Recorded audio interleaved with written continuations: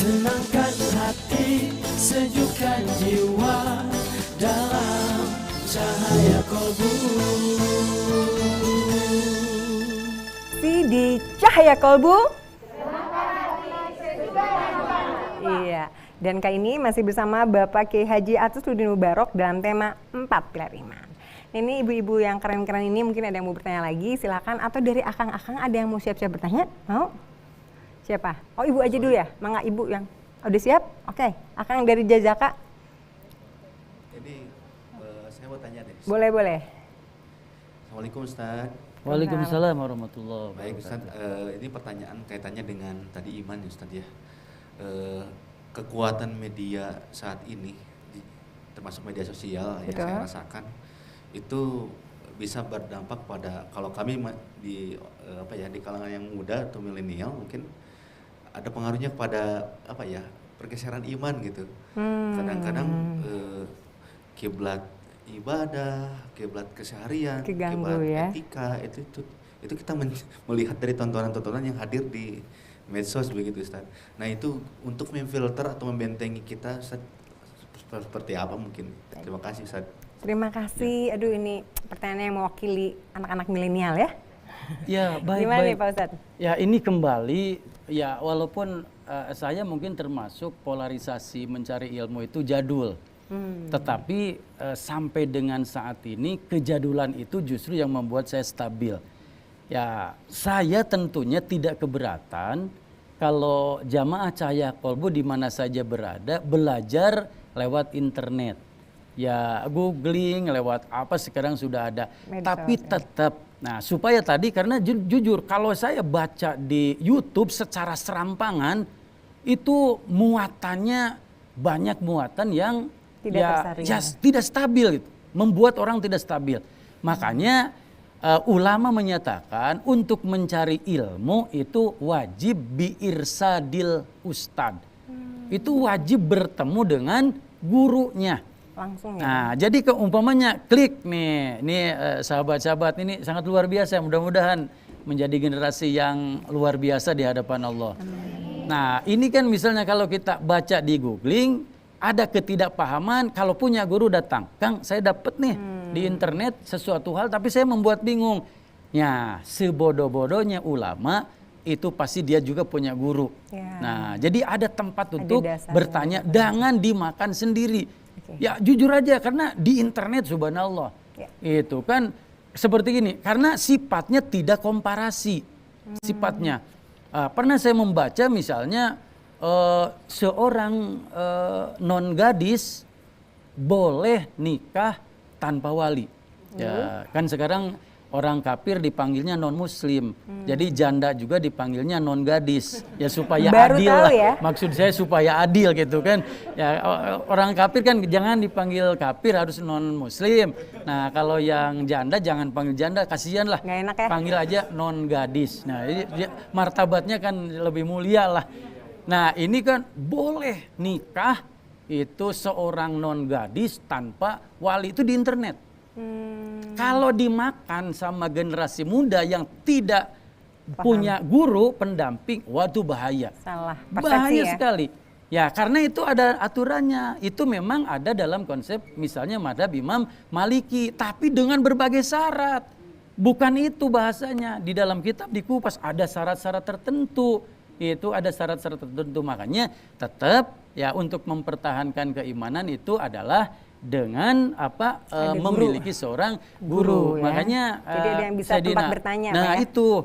Jadi orang beriman itu insya Allah ida takalama dzakaro wa ida sakata tapakaro. Ketika dia ngobrol banyaknya dikir, diam banyak tapakur. Kemudian ida stagna sakaro, ketika diberi nikmat dia bersyukur. Wa ida asobatum sida, kalau ada ujian dia bersobar. Seperti tadi baca di internet sesuatu hal yang bisa membuat iman kita misalnya terganggu, sobar.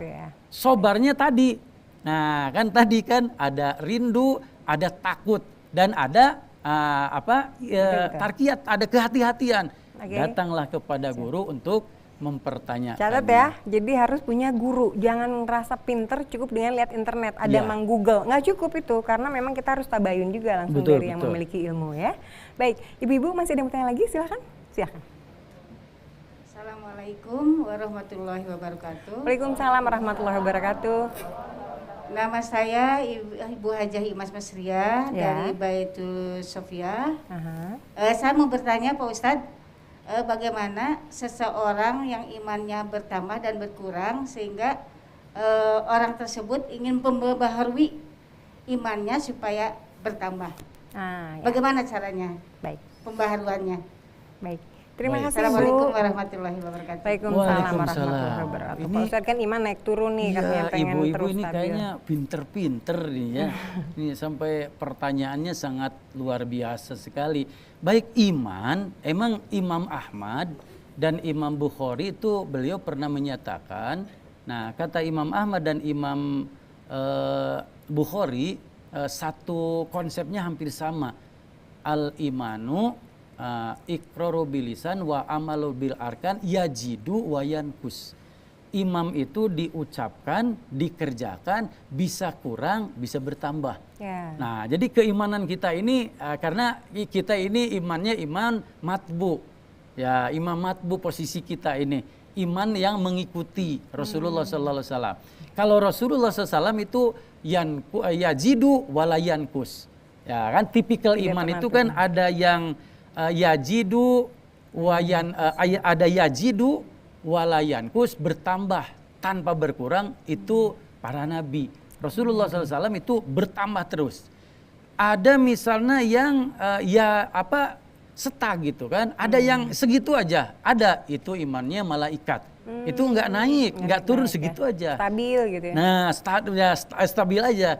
Ada yang yajidu wayankusu, kadang bertambah, kadang berkurang. Nah, kita umat Rasulullah itu ada yang kadang naik, ada yang kadang turun. Ya, salah satu bukti kalau ibu-ibu lagi banyak hajat, banyak kebutuhan, ada cita-cita yang belum terlaksanakan. Nah, kira-kira ibu mendadak istiqomah sholat hajat atau tidak? Nah, rajin ya Bu ya? Kalau ada cita-cita yang ingin tersampaikan, mendadak. Semangat. Sholat hajat, sholat tahajud, sholat duha, nggak pernah ditinggalkan. Semua dilaksanakan. Ya, semua amalan dilaksanakan. Berarti walaupun itu ada tujuan, tapi itu adalah yajidu. Iman lagi bertambah. Tapi kadang kalau datang males udah.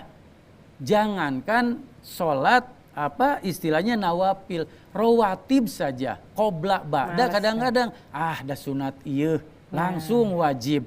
Sholat hajat boro-boro, duha ditinggalkan, berarti yankus.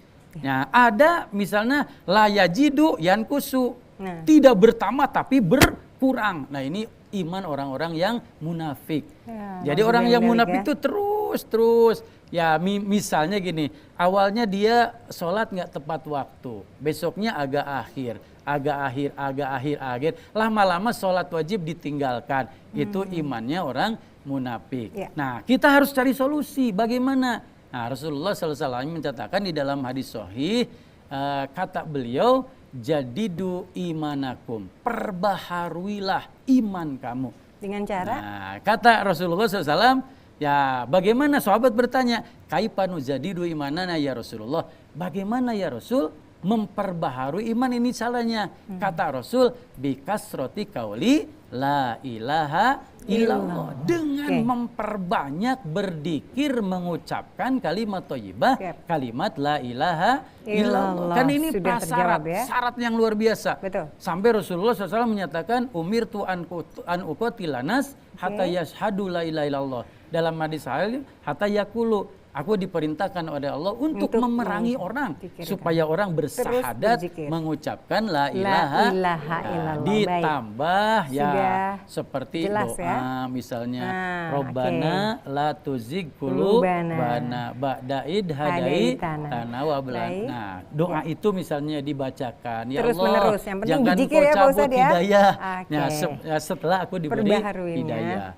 Itu caranya seperti itu yang disampaikan Rasulullah. Baik, pemirsa mungkin juga dimanapun berada dan juga ibu-ibu tadi sudah jelas ya, perbaharuinya itu dengan cara berzikir, la ilaha illallah dan doa-doa yang lainnya. Rasulullah pernah bersabda, hikmah adalah barang kaum mukmin yang hilang, maka putlah hikmah dimanapun itu ditemukan. Tadi ada 4 poin yang sudah kita dengar dari Pak Ustadz ya. Yang pertama ada pilar iman yaitu sabar. Yang kedua, pilar iman kedua adalah yakin, adil dan juga juhud. Begitu ya Pak Ustadz ya? Jihad ya? Jihad. Insya Allah pilar iman ini akan melengkapi dari rukun iman yang kita ketahui.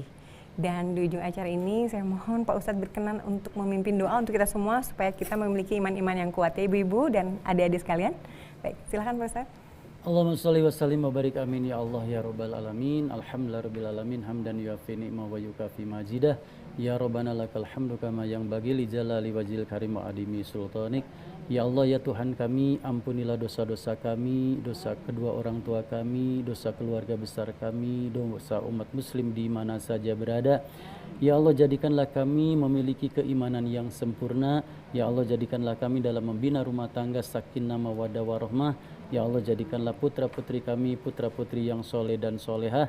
Ya Allah kabulkanlah segala tujuan baik kami dunia dan akhirat. Hindarkanlah kami dari segala malapetaka dunia dan akhirat. Ya Allah jadikanlah kami semuanya hamba-hambamu yang istiqomah dalam menjalaksanakan ibadah.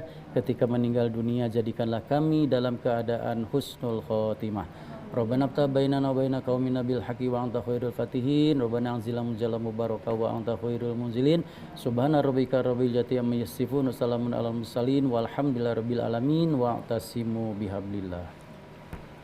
Terima kasih Pak Ustadz Sama-sama. hadirnya. Semoga kita bisa bertemu lagi lain waktu. Siap. Demikian pemirsa Cahaya Kolbu dimanapun Anda berada dan juga ibu-ibu yang cantik-cantik dari Majelis Baitus Sofia. Hatur nuhun ya Bu ya.